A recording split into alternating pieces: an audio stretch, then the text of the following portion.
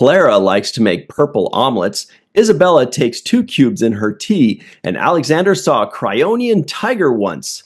Hello, everybody, and welcome to The Seventh Rule with Sirach Lofton. Hello, hello. My name is Ryan T. Husk, and today we are doing a review of Star Trek The Next Generation, Season 5, Episode 2, Imaginary Friend. Story by, get ready for this, Jean-Louise Matthias, John Wilkerson, and Richard Flegel. Teleplay by Edith Swenson and Brannon Braga.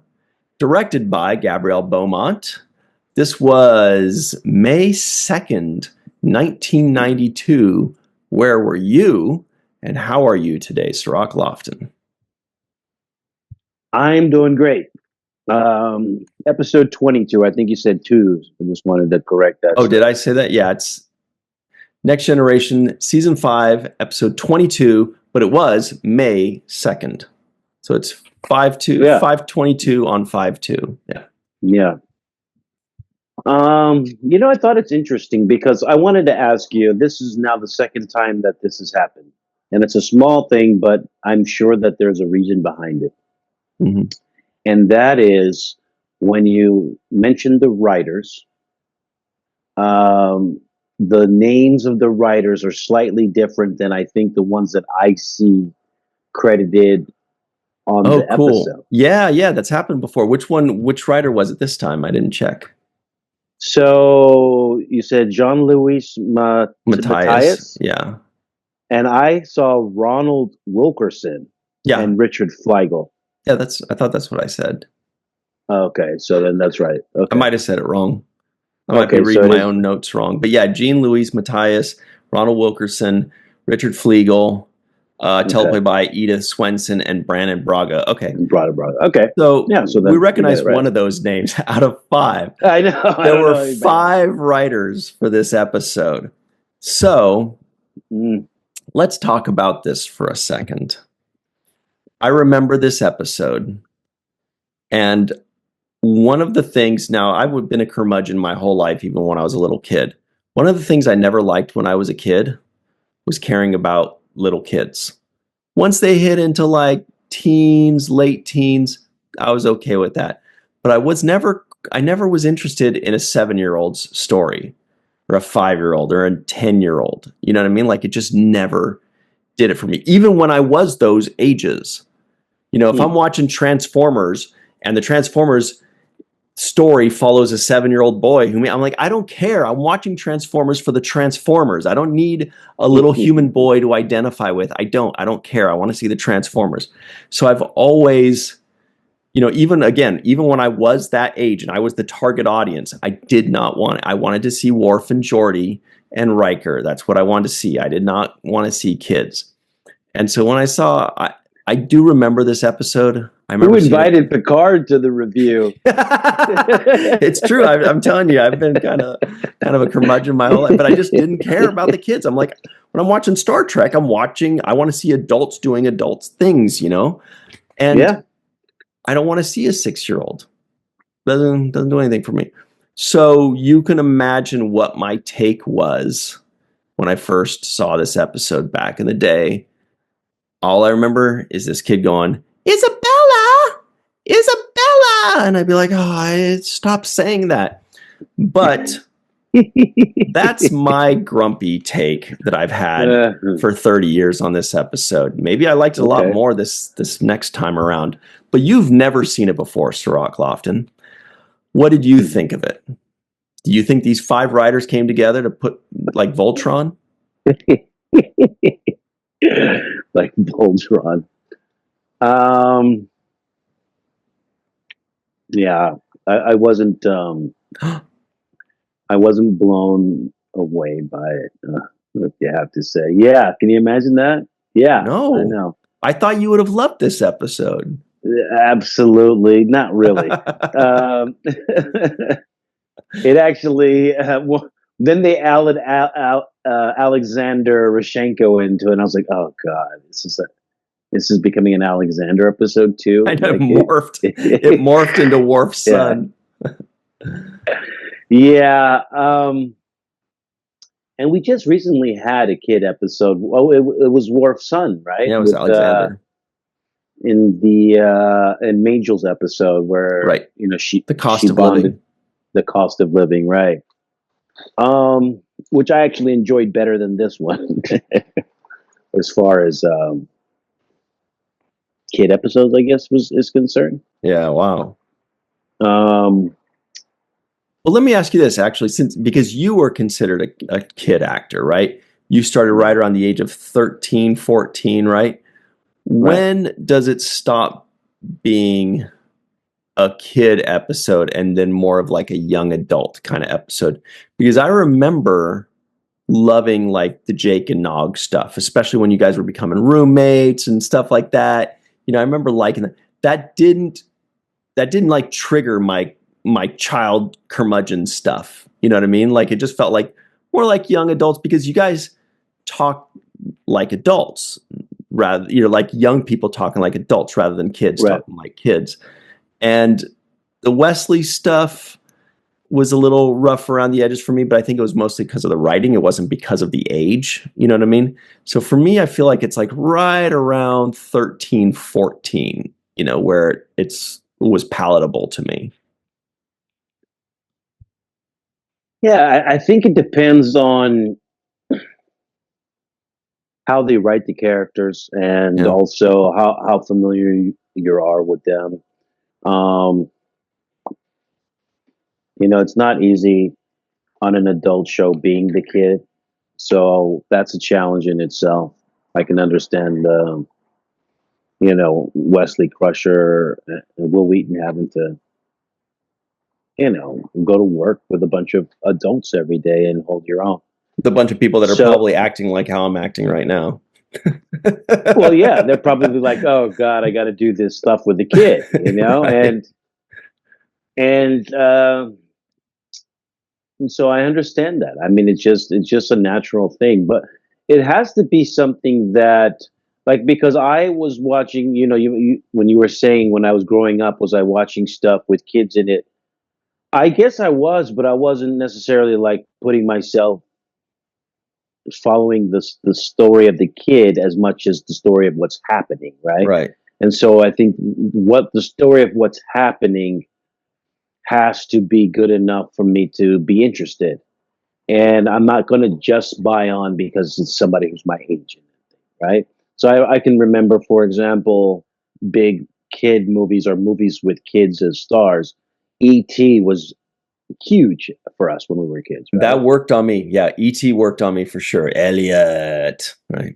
Right. So, and but I didn't necessarily, as I was watching it, envision myself as Elliot, Right. or Or E.T. but or ET for that matter.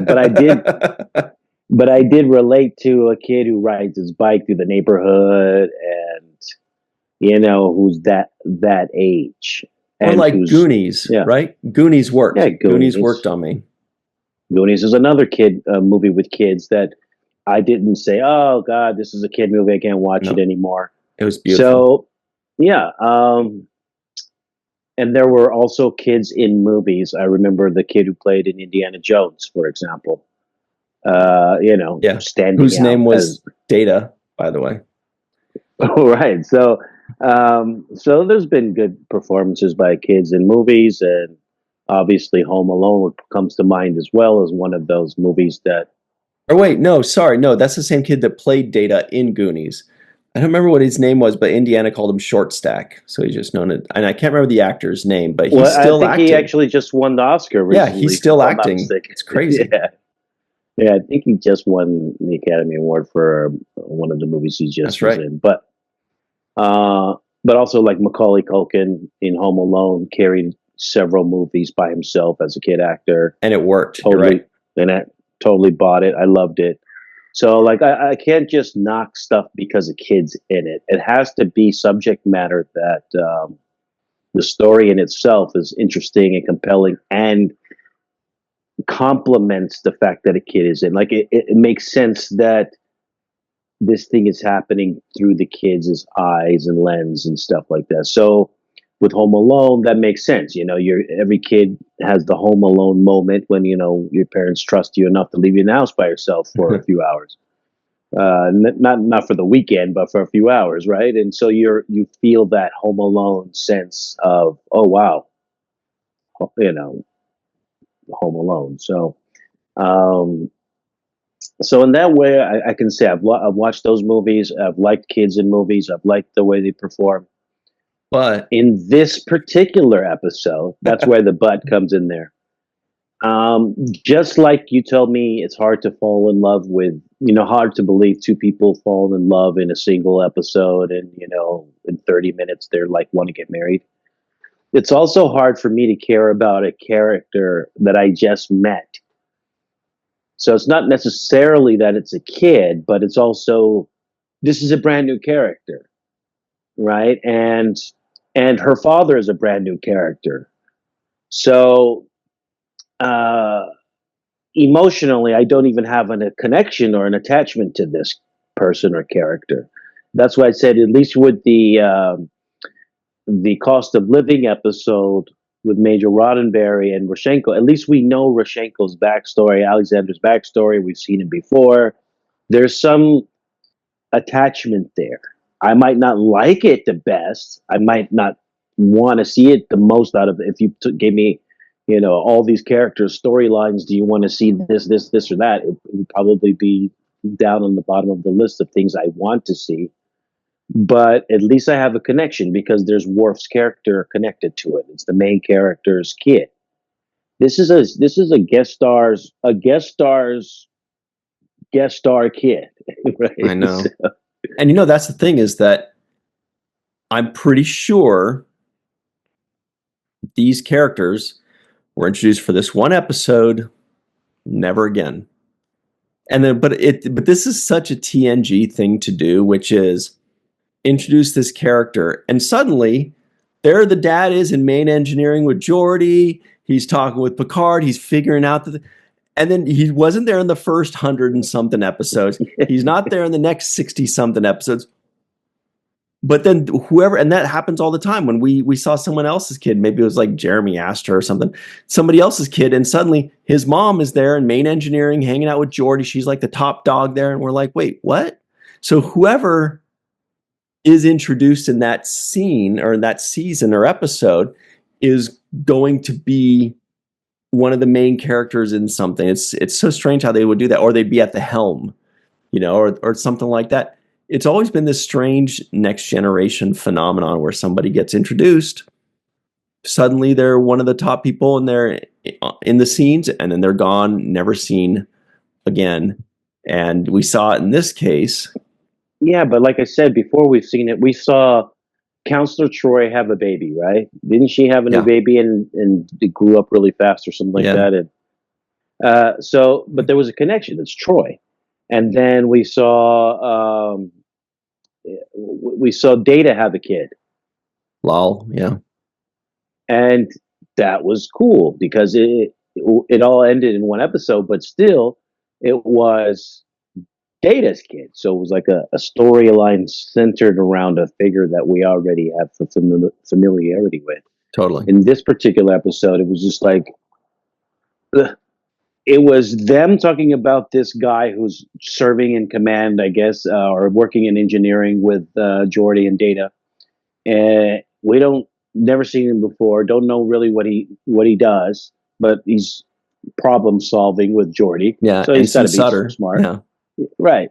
And then his kid is seeking counseling, right? And I thought, oh, this maybe was a Troy episode, but it really wasn't a Troy episode.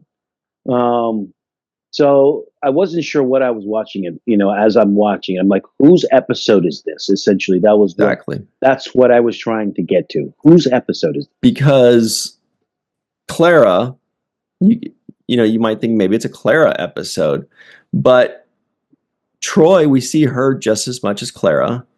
We see Sutter just as much as Clara, basically.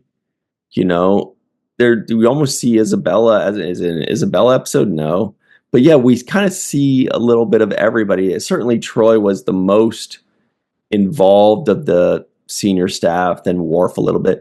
Let me ask you this though: why could it not have been just going along with what you're saying, and I agree with what you're saying, why could it not have been an Alexander episode? Because then we already know Alexander. We already know Worf. We already know their relationship to Deanna Troi. There's already something built in. Why couldn't it have been? Why wasn't it? Because I don't know. Yeah, and we've already established that Alexander's having troubles Yep. on the station, growing up, dealing with his dad, and so there's been issues there. And so if he had taken on this imaginary friend role, that would have made it kind of, we would have seen Troy and Worf having those parental conversations like we did in previous episodes, and maybe extending that storyline, some continuity there. It could have worked. It could have worked. I was totally cool. I would have been cool with that.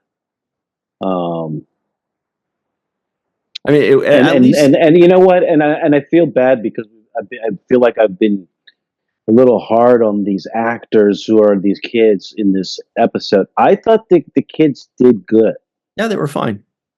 I thought they were, I thought they were good. Better than I expected. Because again, I remember not liking this episode 20 years ago or whatever it was. And so I was like, oh God, kids. Oh, the kids can't act this and that. But they were okay. They were pretty good children actors for the early 90s. Because we all know what passed for kid acting in the 80s and 70s was like, just remember your lines, kid. Like just say the line. Well, and then they cast it well because they got one girl who was, sweet. The Clara girl who was sweet and believable and, seemingly honest and truthful, just had a pleasant demeanor about her personality and spirit. And then they got this other girl who had like the big eyes, and she looked like a creep, right? She looked like a stalker, or like she looked like the villain. What was those movies back Single in the day? white female. Yeah, like it was Basic Instinct. At that time when they came out with the Hand That Rocks the Cradle and those kind of stalkerish movies. Oh, you know who she could be now? 30 years later, Misery. She could take the Kathy Bates role in Misery. Yeah, she had that Misery, Hand That Rocks the Cradle, just the main kind of antagonist in those films of that kind of fabric, of that cloth. So I thought the casting was good and the performances were good. This girl was super creepy in her performance. There was a moment there when Clara said to Isabella, she said, you're mean or something because you haven't smiled since and she's like, how come you don't smile? Like, why don't you smile? And Isabella gave like the creepiest. I thought it was great acting. She's just like forcing the smile, and she did it like a touch of her own face. Like, this is what it feels like. This is like, oh, am I doing? Yeah, this is weird. Yeah, this is weird. Okay. By the way, words of wisdom: don't tell a girl to smile more. By the way, it's not a thing. She could get away with it, but yeah, I agree with you though. Like that, I took for granted back in the day, and this. Today, I was like, okay, good actors. They got some good people. So I guess my question to you is, Sirach, did you like this episode? Ooh, boy, that's a hard-hitting question. Yeah, no, I honestly, I can't figure out how they had 5 writers on this. Like who? Like it took 5 people to figure this out. Like it didn't seem that complex that you would need a meeting of all these minds to figure out like how are we going to do this? How are we going to? This didn't seem that complex. And I think I was going to save that for after the break, but we got a few minutes before this one. But I think that may have been what the problem was. Too many cooks, because we've seen it before where an episode has a ton of writers and it's not good. Now, we've seen it before where it had a ton of writers and it was good, like yesterday's Enterprise. But a lot of times you have 3 story by people. So maybe 2 of them had one kind of story idea and another one had a different story idea, and they used kind of both of those story ideas. And then Edith and Brannon wrote it together, and there's just so many, there's just a mishmash. Plus, this is the 22nd episode. It seems like a lot of seasons of Star Trek, different kinds of Star Trek, are kind of notorious where like episodes 21 through 24 can get a little choppy because they're out of ideas, except for the really good 1 or 2 that they're saving for the end of the season. You know what I mean? They have like 1 or 2 really good ones at the end of the season, and now they're scraping the bottom. 21 to 24 is bottom of the barrel. If you get a good one, great. But you may just be like using one because you're like, we need one. We have a deadline. Just go with it. Just do your best. Good luck. Godspeed. I think this may have been that. Yeah. So in answer to your question, really, I did not like it. What? Yeah, I didn't like it. No. And there's so many reasons. One of the big reasons is the B storyline as well. And there was no saving grace in this episode. Like sometimes there's just that, okay, at least I got some comedy out of Worf, or I got Data to do something cool. Like there's always some saving grace out of an episode where you're like, wasn't that bad? Well, at least the costumes were great, or the set design was like, or the music, or there's something there, or the B storyline. The B storyline can often be the thing that you're like, hey, you know what? I wish they focused more on the B storyline than the A storyline, and that would have been good. If they focused more on this B storyline, I would have fell asleep faster. It's like they're in a nebula that's like zapping the. I didn't feel danger. I didn't feel.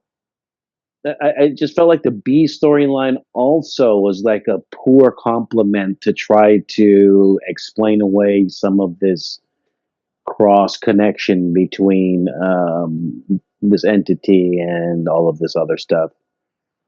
Yeah, so boy, oh boy, we could not disagree more on this.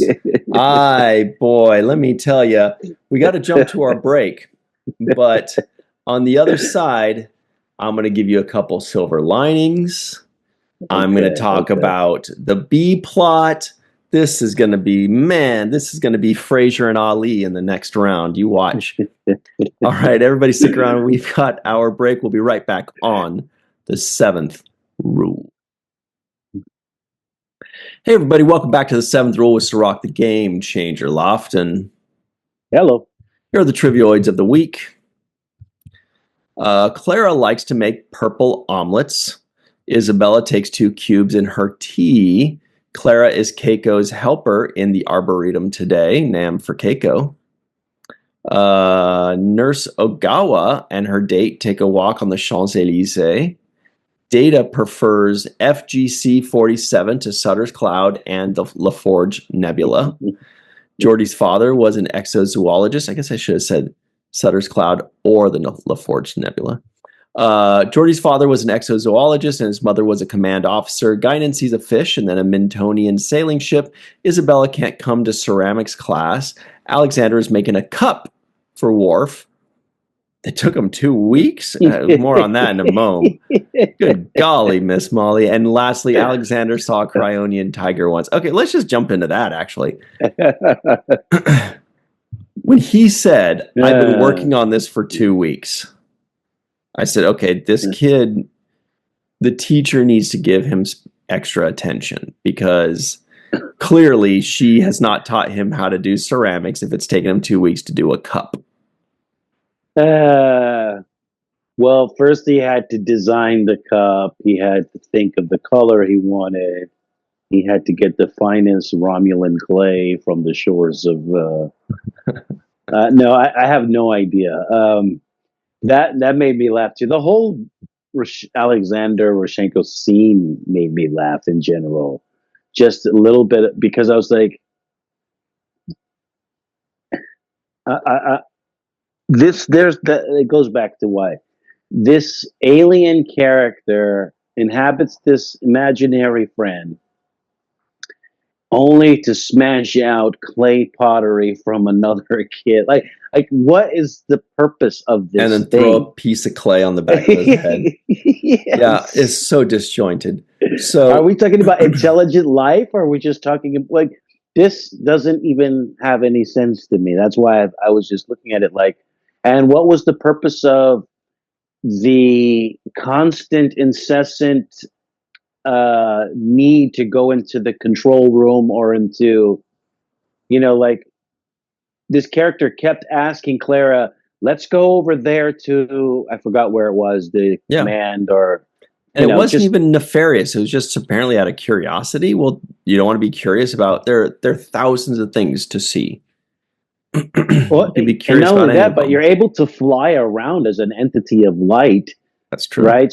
So like you can't do that on your time when you're disappeared on me, or you know what I mean? Yeah, I mean, I thought that the concept was good. I saw something that I didn't notice the first time, which was first the red light goes into a flower and then it leaves the flower and duplicates the flower. So I guess that's supposed to somehow translate into it goes into Clara's head, can read what's in her head and duplicate that, I guess, was what it was demonstrating. But here were some silver linings. One was we got to see Worf be a cutie when he's like, "Oh, you must go back to your room." And he says, "We can overlook this or forget this." Or, Yeah. he said something very sweet, which was Yeah. cute. "Return to your quarters and we will forget this incident." And we're like, "Oh, Worf, you little rascal." Yeah, he's a sweetheart. Also, Data saying, "Besides, it is clearly a bunny rabbit." Not my favorite line, but I'll tell you what was the silver lining for me was we got some Guinan. We got some Guinan, and they gave her some good stuff. Like when she met Clara, she knew how to talk to her. You Yeah. know, she knew not to be judgy, and it worked. It wasn't like she wasn't like condescending or patronizing or judgy or anything like that. It worked. When she first comes up, I don't remember if I wrote down my notes, but when she says, that's what it was. She comes up to them and she says, "Hey, kids aren't supposed to be in here without a parent or guardian."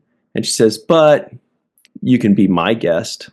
And I'm like, that's such a great Guinan opening, kind of moment. Totally worked Yeah. for me. So to me, she was the silver lining in this episode. She didn't have to do a ton, but it all worked, and it was sweet. It was genuine. And it shows that she kind of comes at things from a different angle. Troy is a little more clinical. Guinan's just wise. She's wise and she's compassionate. She's patient. She can just go right in and just start talking Yeah. to people, whether it's Ensign Rowe or whether it's this weird kid.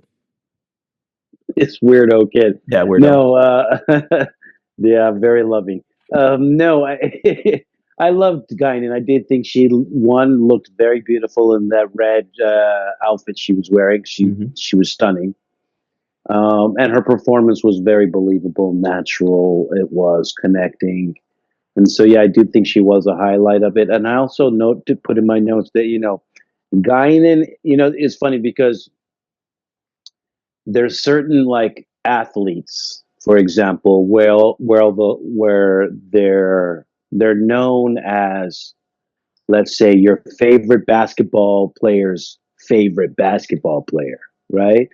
And there's like your favorite, football player's favorite football player. And so even though the public has their own view of what they think is the best, if you ask the players themselves, that view sometimes is different than what the general public is because they're in the trenches with those people, right? Totally. Case in And point, here it is. yes. Draymond Green of the Golden State Warriors wears number 23. Why does he wear number 23? Most would say Michael probably Jordan. Michael Jordan. But the answer is actually Jason Richardson, who wore 23, coincidentally, for the Warriors as well, because they're both from Saginaw, Michigan. So you never know why somebody's someone else's favorite. But when Draymond Green was a kid growing up in Saginaw, Michigan, there was one other player that came from Saginaw. And so he's like, that's my favorite guy. Yeah, and so my notes I put Guinan is a counselor's counselor, and so when you have the counselor, the ship's counselor in Troy, feeling a dilemma, feeling like she's lost for her own kind of clarity on some issue or subject matter, Yeah. then she goes to the counselor's counselor, which would be Guinan, the person who can counsel even the counselors who have all the tools and they have all the knowledge and the clinical ways to analyze whatever thing they're going through and methodology and technique for those things. But sometimes there's a level of frustration that you reach where you just need somebody to talk to who can give you a loving perspective, a loving advice, just uplifting. And I think that's what Guinan provides for in this episode for Troy and for the kid. Yeah. And it just kind of works, because I've always found it to be a little strange to have basically two counselors. They got rid of the security character, they kept the counselor, and then they added another counselor when you would think it would be better to get rid of it. Clearly the plan was to get rid of Counselor Troy, keep Yar, and then add Guinan as kind of the counselor type role. Then you have the perfect, kind of balance there. But then when Denise Crosby left and Gates McFadden left and they replaced her, they could not get rid of Troy. Otherwise, all three of their women would have gone in the same second season at the same time, and it would have looked really bad. So they kept her. And Marina Sirtis has gone on record saying that Denise Crosby leaving saved her job. Otherwise, she was going to be out. So it is strange to have two counselor types, but in this case, again, it worked. It worked for me. It worked because she actually counseled Counselor Troy, and she knew how to talk to the kid on a non-professional basis. Because sometimes a kid needs a friend, a listener, somebody that's wise, just an adult figure, more so than somebody whose job it is to assess what kind of weird thing is going on in their head. Sometimes that's a little cold and it's not really what the kid's looking for. Maybe the kid doesn't want a doctor or, something like that. They might just want to just hang out and talk to cool Guinan, who's a million years old. That's cool. Who carries a gun. But yeah, and their approach is different. Troy always takes like the clinical approach. She's like, what you have to do is it's totally understandable. Kids at this age do this, that, and the third, and and you should do this, and what you should do is this, that, and the third. And that's a clinical approach to like how to deal with it. But Guinan actually listens and then asks you a question or probes or listens or gives a personal story. Yeah, or gets you to answer your own question. Yeah. Yes. And that's how she counsels. She counsels through a way like through this kind of very personal connection, sharing stories, sometimes posing a question that you already know the answer to, and she's very calculated in that way, which comes from lived experience and wisdom of, the centuries that her character is supposed to have been alive and witnessed things. So you can tell that is how she counsels. It's actually a different approach. Yeah, but there was something I didn't like about Guinan that I was very upset about. Uh-oh. I know. And when she mentioned that she had an imaginary friend once, and Clara says, what was her name? She goes, oh, it wasn't a her. And she goes, what was his name? It wasn't a his. It was a Tarkasian razor beast. And I was like, you telling me that my kitty or my puppy can't be a he or she, that I have to call them an it? Now, this is a fictional beast. So it's entirely possible that there's no male or female, that they're just its, or just that they have a million genders and they're just known as it's. So whatever. So I will not judge that too harshly. But I was like, hey, animals are people too, kind of. And they deserve to be, give it a name, call it your sweetie, be nice to it. But anyway, I did think it was really cute when she said, but it had the softest purr. And I was like, oh, I could imagine that. A big old beast that's lying there. And then you, as a kid, you just kind of put your head on its chest and hear it purr or something like that. But the other part that I thought was really funny was when, I did remember this, was when Troy goes, well, I'm going to talk to Isabella myself. Isabella, you're not supposed to blah, blah, blah, whatever. And then Clara goes, tee-hee, she's over there. And it's like, and Troy's like, okay, let me go pretend to talk to the imaginary person over there. So that was, I don't know, that was funny. Yeah, which also kind of was weird for the climax as well, because Isabella was claiming that everybody was so mean, but that wasn't really the case. When, from my perspective, I saw everybody trying to be polite to this imaginary character for the sake of Clara's own, play along. And Yeah. there wasn't really much credit given by this alien entity for that, that these people were trying their best to play along with her, and this species. And by the way, this whole episode essentially was done to set up what I think was the last scene of, or the climactic scene with Captain Picard, where he's basically saying, are you judging us by the eyes of a children, of a child? And then, he goes on to say that as adults, we protect children. And essentially that's what the message of the episode is, right? The morality of adults and how we protect children from things that they don't have understanding of. It just shows that the adults care. That's all. Yeah, that's why we don't let you in the warp core near the reactor. Because we don't want you to blow shit up. So, and I had a couple more nitpicks, by the way, that I'll have you know. Wow.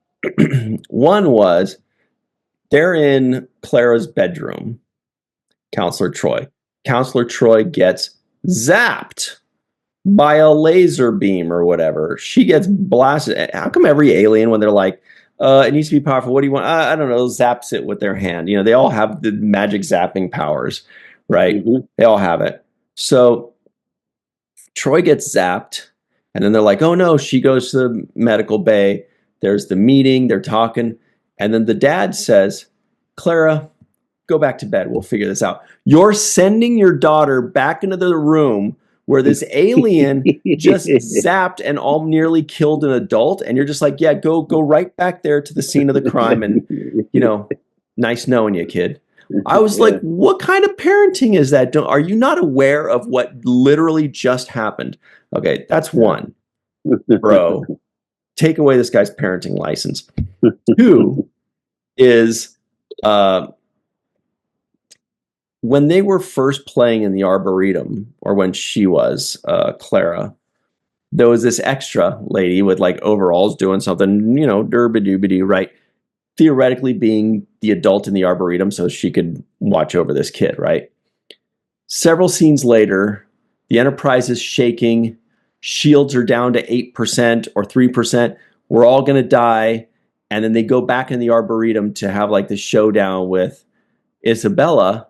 And that lady extra is still there, just kind of gardening, doing her thing with her back to us. I'm like, wait, the ship is about to blow up and you're still like tending to these seeds or doing, like, you got to think about these things. Like, she would not still be there. She'd be in her quarters or duck and cover or something, right? I would think. I don't know. Well, you never seen that guy who was doing dishes on the Titanic? He was saying dishes got to be clean. I don't know. I didn't really pay attention to that. The Arboretum. What was going on there. I was more focused on the kind of the climax of between the moment between this alien and Picard. But I can tell you what, though, one thing I did think is when I first saw this beam of light alien that was floating around the consoles and on the main bridge, You I thought thought, Troy was going to get pregnant again? yeah, I thought, Troy, you better run. You better run. Troy, this thing's back for more, man. So you got to get out of here. So, and sure enough, it kind of came for Troy, but didn't 100% come for Troy. But That's funny. yeah, that was the first thing I thought. I was like, is this the same thing that was snooping around Troy's room? Did Boy, more than Snoop. tell me about it. But yeah.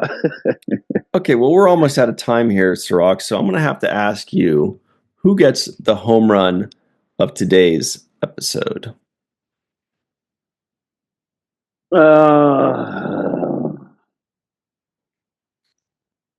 know, it's a toughie. Yeah, this is a tough one. You know what? I'm actually going to give it to the kid, the the Isabella kid, The creeper. the creepy kid. I thought the creepy kid was just creepy enough. Almost acted like kind of an adult. You know, like there was a composure there that was an adult like composure. It wasn't kid instincts to me. It was really creepy. And so for the creep factor alone, I'm going to give it to Isabella, the actor who played Isabella, the Cool. imaginary friend. You know, I'm almost there with you, but I'm just so grouchy and curmudgeon-y that I'm going to go with, oh boy, you know, actually it's tough. Runner-up is Jordy for walking down the hall, acting like he's just talking about sipping a drink of water, but throwing out some of the craziest techno babble we have heard to date. And he just says, he's like, oh yeah, you know, blah, blah, blah, blah, blah, blah. And you're like, how do you even memorize that line, let alone just toss it out without tripping over it a million times? Unbelievable. Yeah. But I think I'm going to actually go with the LRN herself, Guinan, because she had a couple moments. She wasn't in there a ton, but for me, the stuff that she did worked the most. It flowed easily. There weren't any nitpicks in there. There wasn't anything that I thought was too outrageous or not character-like, or, you know, thought it was perfect. So good job, Whoopi. Good job, Guinan. Good job, writers, for the Guinan stuff. One of those 5 writers right now is like, that was I added that. That was okay. Yeah. And here are some people that are also great characters. Their names are Dr. Anne-Marie Siegel, Eve England out in Wales, Yvette Blackman Tom, TJ Jackson Bay out in Missouri, Titus Moeller, Dr. Mohammed Noor, Anil O. Palat, Joe Balsarati, Mike Goo, Dr. Stephanie Baker, Carrie Schwent, Faith Howell, Edward Foltz, aka Crewman Guy, the Matt Boardman, Chris McGee, Jake Barrett, Henry Unger, Allison Leach Hyde, Julie Manasfi, Jed Thompson, Dr. Susan V. Gruner, Glenn Iverson, Dave Gregory, Chris Sternett, Greg K. Wickstrom, Cassandra G., Chuck A., Chris Garris, Mark Zutkoff, Lamaya Lancaster, Sean Mouch, Amiram Mizne. Remember him? Amiram Mizne. And, of course, Jason M. Oken. All right, everybody, stick around. It is time for the free-for-all. They're banging on the window. They're like, let us in. We'll be right back on the 7th Rule. Twice. Hey, everybody, welcome back to the 7th Rule with Sirach Loft, and this is the free-for-all with Melissa Longo. Cool. Also, Jason M. Oken, cool background. Everybody. Mark Zutkoff has his notes on his background. Dr. Anne-Marie Siegel is here to defend this episode, probably. Oh, she's gone. Nice. Yep, there she is. Carrie Schwent is also here. She seems like part of the defense club. Mm-hmm. TJ Jackson Bay is on the bridge of the Enterprise D. Allison Leach Hyde's got her Abyssinian kiosk shirt that's Cisco Kid. Chuck A is going to say not one of the best episodes he's seen. And Chris McGee is here as well. Oh, cool. 7th Rule shirt made by Melissa. All right. Jake Sisko guesses the IMDb score. Okay. I'm gonna do it. I'm gonna do it. I'm gonna say a 5.9. 5.9. Does anybody else have any guesses that doesn't already know? X1. No, but I would say freaking intend it. 6-7. Mhm. 6.7, Chris? 5-6. 5.6. Wow, this guy's Keith Jennings. This thing. Personal bias creeping in. You guys are all pretty close. It is a 6.0. Mm, A made 6 the threshold. point anneal. Oh, all right. Did we have any? Oh, I got a non-appearance mention. I got Keiko. Right? Did we have any others? Twice. She kept getting mentioned. Does Nurse McCluggage count? Only if we've seen him or her. Well, that's probably an homage to Carrie McCluggage. That's Carrie McCluggage. The Yeah. most, the best coiffed member of Starfleet. What a There's a word. lot of hairspray in that hair. Good hair, though. It's good hair. That's a lot of baggage to carry around.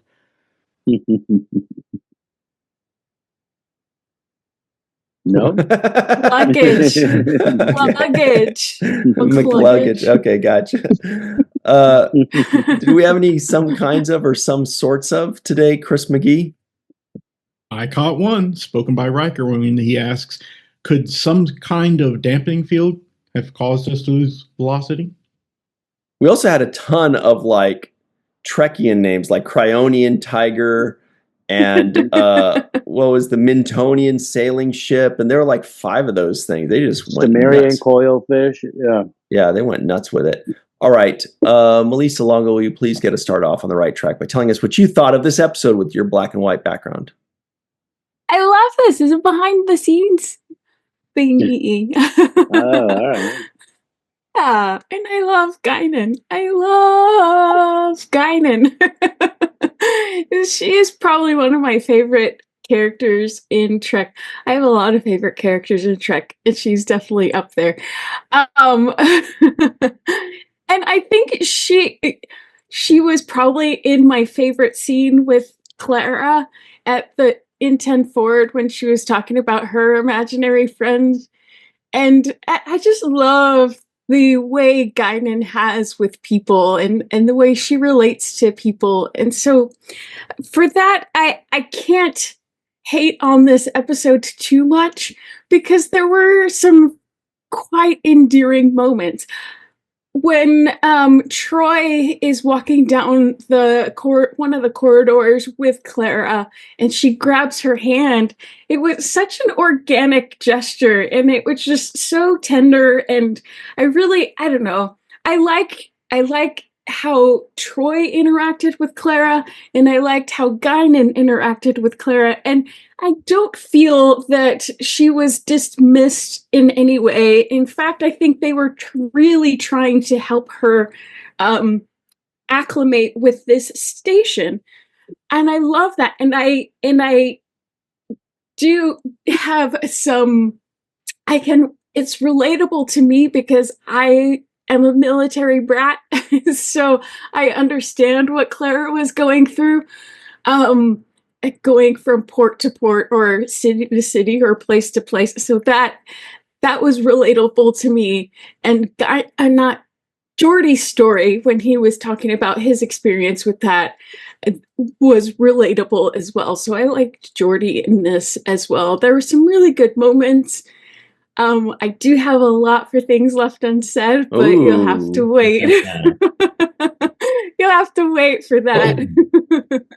So stay tuned for that, everybody. Yeah. All right. Jason M. Oken, your thoughts, top 5? Absolutely. Let's see, where do I begin? It is certainly not one of my favorites. I did get a bit of a different sort of take on it this time around, having looked at the script. I think it was meant, when it was rewritten, it was meant to be creepy. And I think that's not the way it was shot. I think, frankly, it was very, very static and slow and pedantic. And the fact that, I think Shea Astor was put in a very, very sort of unfavorable position of having, as a child, to play the sort of menacing adult. And it was hard for anybody to do that. I certainly don't fault her performance, but I think they put her in this sort of, in a very, very difficult situation. I think Nolly Thornton was, she's very endearing as a young actor. The fact that they had her back on Deep Space in a couple of years sort of speaks for itself. I think, frankly, she held the episode together for whatever we were watching for the 42 minutes. To me, it was sort of a kind of a bad remake of The Child, and that was not a great episode to begin with. There are a lot of things here that seemed off in terms of sort of pacing. It's just not a great episode. I think they were going for something that was a little spooky and creepy, and it certainly did not turn out that way. I think this would have been good for something like a half hour or 15 minutes, maybe like a short trek, certainly not something that holds on for 40 some odd minutes. Again, when you're doing 26 a year, something like this will come up, and compared to if you compare this one to what comes next, it's like night and day. Oh boy. There's a lot more to say, and I'll save that for later.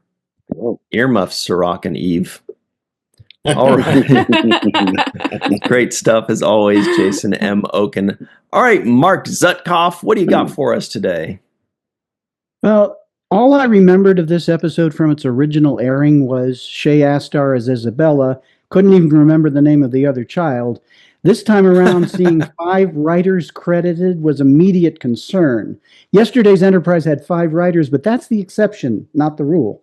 Also, another kid-centric episode in a season with 4 of them, and that's not counting the 2 Wesley episodes. Brannon Braga had taken to calling it Romper Room: The Next Generation.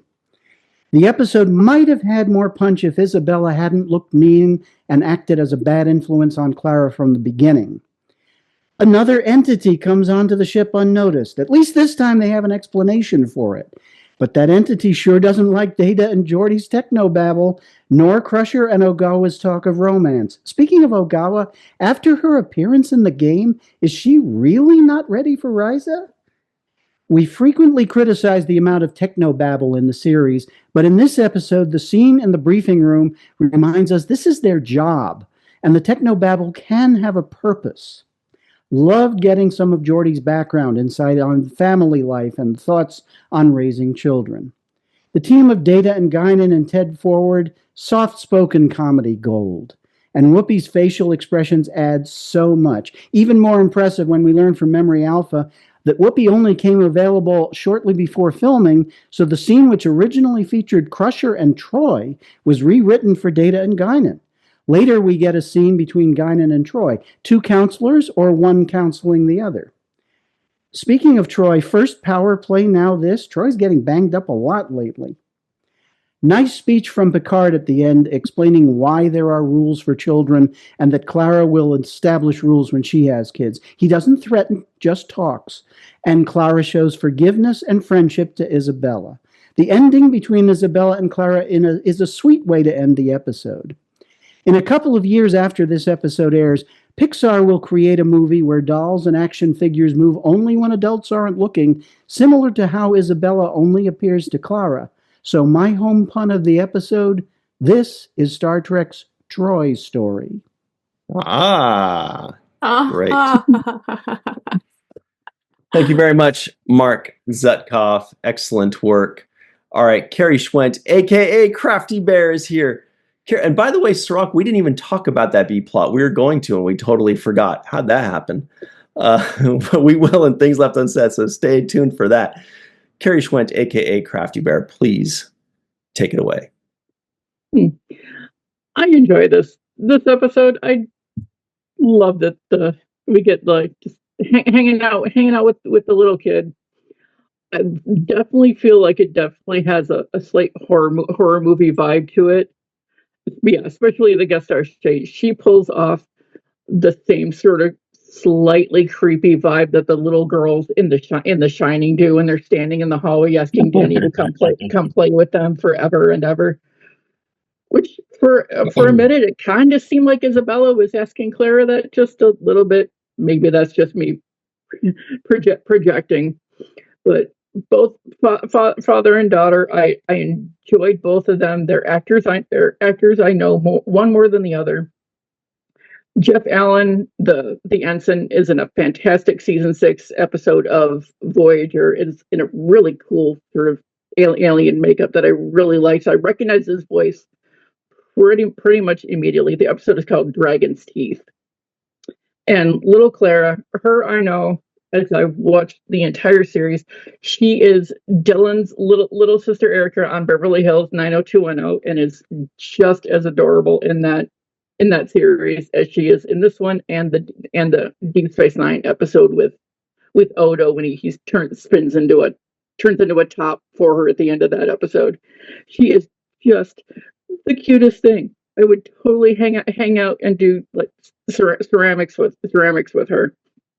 Now, I haven't worked with clay, probably like mushable clay like they do in the class, probably since high school, but I've done a fair amount of ceramics off and on. And this is probably Alexander's, I think, probably best scene of all of his scenes. He's very patient with Clara, teaching her how to put her thumbs into the clay to start the bowl process. And yeah, I laughed. I admit it. I laughed when Isabella threw the chunk of clay at the back of Alexander's head. I couldn't help it. I thought that was kind of hysterical personally. I love how wonderful Troy was with Clara. We get to see her doing her job, playing along with when Isabella is still imaginary and doing the whole pretend tea party thing, and walking her around the apartment, checking the room and all the places. Otherwise, anyone who has ever watched a horror movie knows that almost never goes very well. They hide until they don't, and then by the time they don't, that's curtains for you. But yeah, I also loved that Whoopi was available and adding her to the episode. Her scene with Clara is so sweet. Just he's so gentle with her and talking to her like an equal, and telling her about her imaginary friend. And even though later on she says that the imaginary friend doesn't have a body anymore, she still thinks about them and talks to them occasionally. And of course, I had to include my good friend Pebbles here. Not exactly imaginary, but I've had her since I was like 2 or 3. She has her own personality. Loves her sarcastic T-shirts, not unlike me. So I definitely enjoy her with that. And then talking to Troy later too is sweet. But my favorite scene of the entire episode is definitely the Data and Guinan picking out patterns in the nebula, because we've all done it with clouds. And Data has clearly mastered comedy when he goes, well, it's clearly a bunny rabbit. Just absolute mic drop deadpan moment. He has mastered comedy, I feel like. But that scene curve inspired the limerick for the episode, and I gave the nebula a name because they couldn't decide what to name it. Geordi wanted to name it after himself. Suter wanted to name it after himself. So I combined the names. It is the Lasseter Nebula. So they both get it named after them. But here is my limerick for the episode. In this nebula, what shapes do we see? Buildings, animals, or maybe some trees? Why can't it be a large fish or a cute sailing ship? Just let your imagination run free. Yep.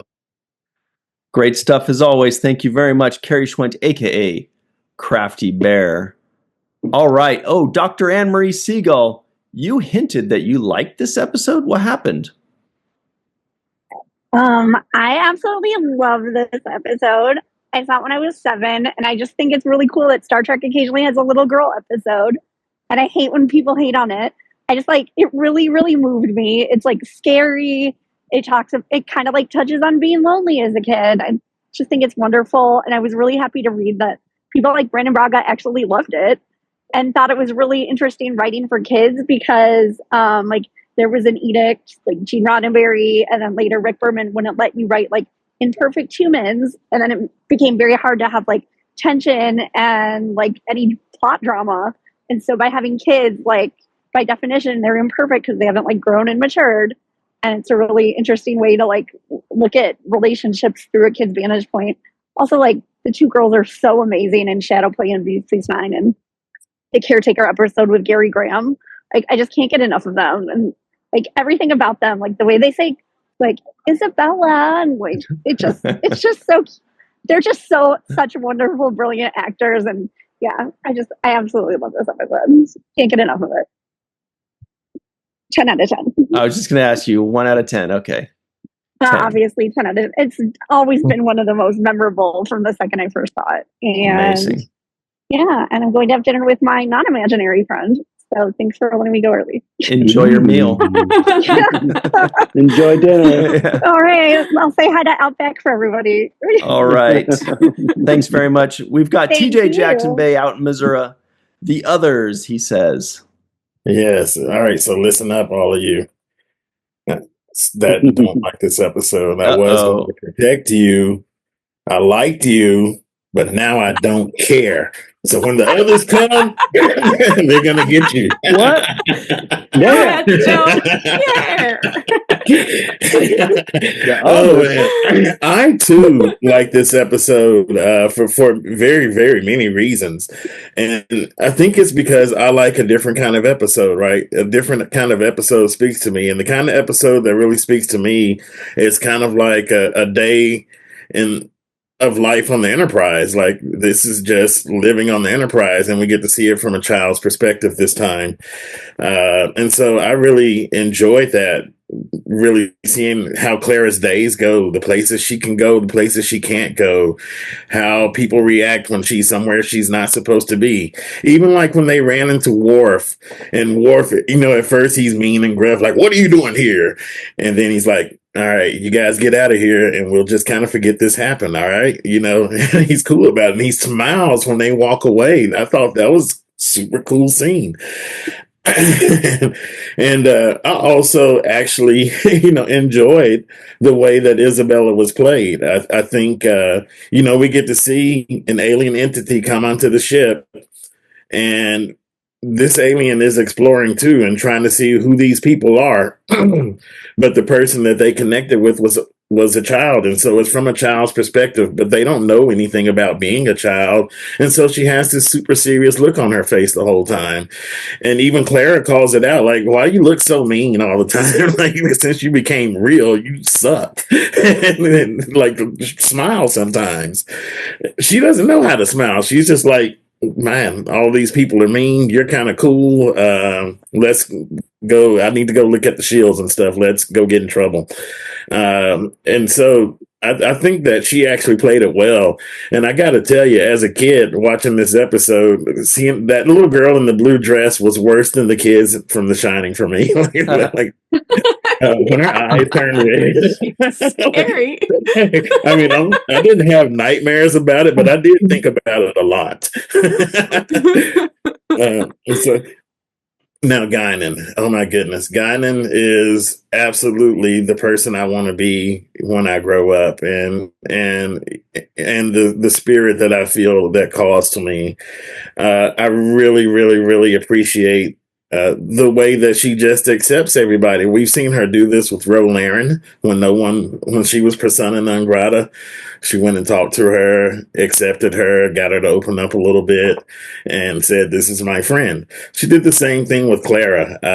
When they come into 10 Forward, even though she can't see Isabella, she treated Clara with just the utmost respect, right? And talk to her like she was a whole person.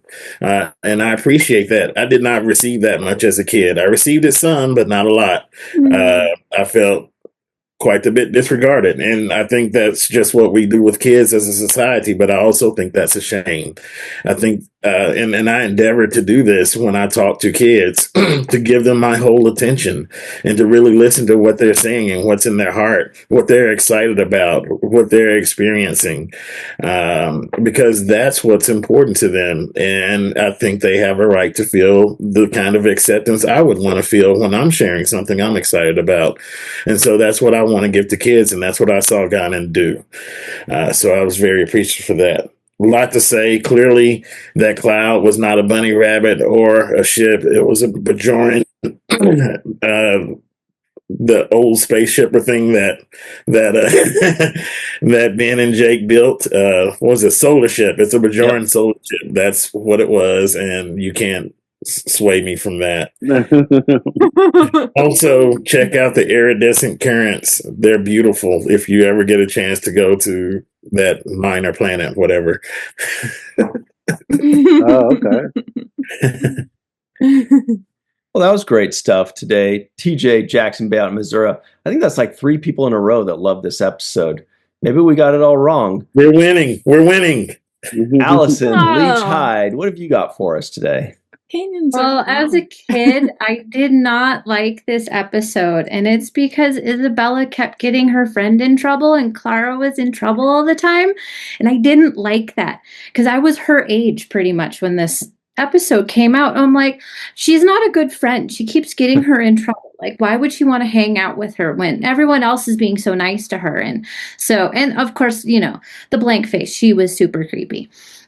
You know, so as a kid, not my favorite episode. I love hearing more about Jordy because he's my favorite. So I love that scene. And then as an adult, I really like the idea of this episode because what would an alien race think of us if they saw us through our children's eyes? Like, that is a really interesting way to look at, you know, what we have as important in our society. Is like, is it our children? Is it ourselves? You know, is it something in between? So I thought that was a really cool idea for this episode. Like, yeah, if a alien race went and befriended a child and then saw everything from a child's point of view, especially one that is in a new place and doesn't know a lot of people and doesn't know where they can be safely, how would they feel? Like, they can't go anywhere, they don't know anyone. It could seem very alienating. So I thought that was a really cool idea for this episode. And I really loved Picard in this episode, especially at the end when they're in sickbay after Troy's been blasted into the closet. And Clara comes in and it was boom, it's a tiny closet. I'm like, oh, that had to hurt hitting that wall. She had like nowhere to go. But I really liked Picard when he's like, you know, thank you for talking to us about this, and will you help us if we need your help later? And she's like, yes. I really like that he truly understood she was kind of like the authority on Isabel because she's been hanging out with her for days now. And he's like, yeah, you know more about her than we do, so we might need your help on this. Will you do this? I thought that was really sweet. So as a kid, didn't like it. I like it more as an adult. Is it still, you know, lower on my totem pole? Sure. But I think there's some great things in the episode. Huh. Mm. All right. Thanks very much, Allison Leach Hyde. I'm trying to decide if she liked it or didn't like it. It's kind of an in-betweeny, but mostly a like. Chuck A is going to tell us, boy, this is his least favorite episode ever, though. What do you think of it, Chuck A?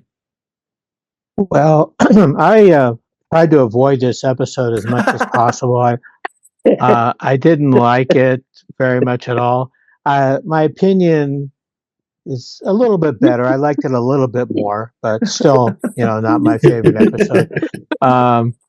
We got a non-appearance mention in reverse until Isabella appeared, because she kept on talking about Isabella and she wasn't appearing.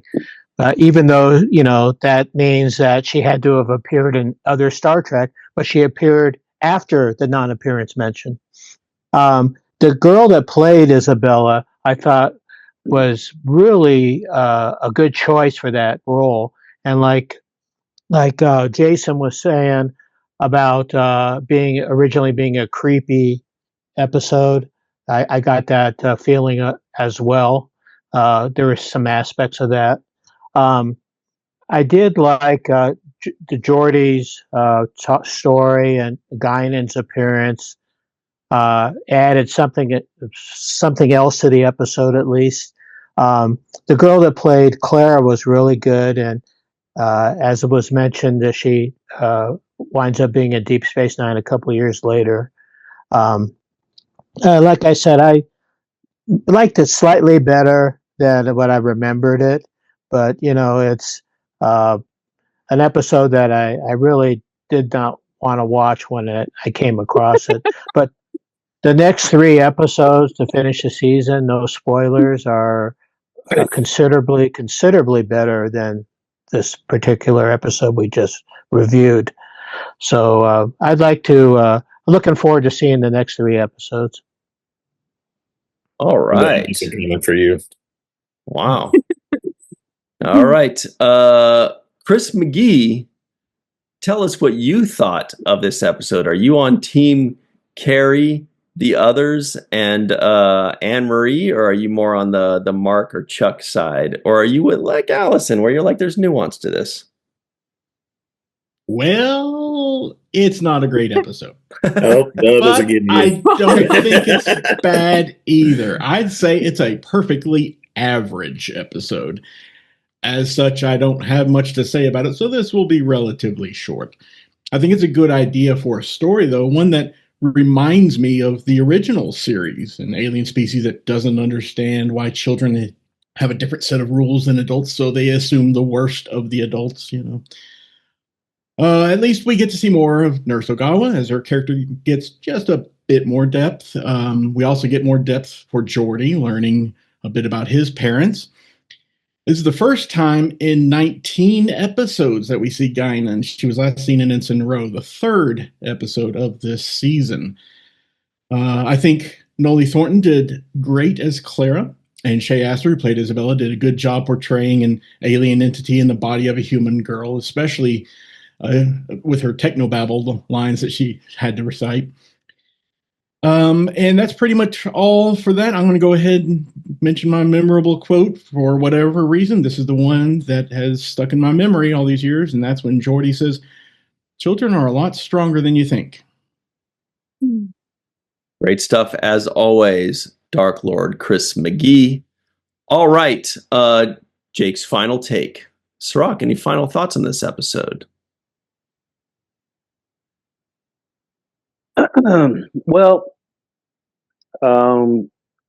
I did like that Captain Picard resorted to what really he is the best at, and that his diplomacy.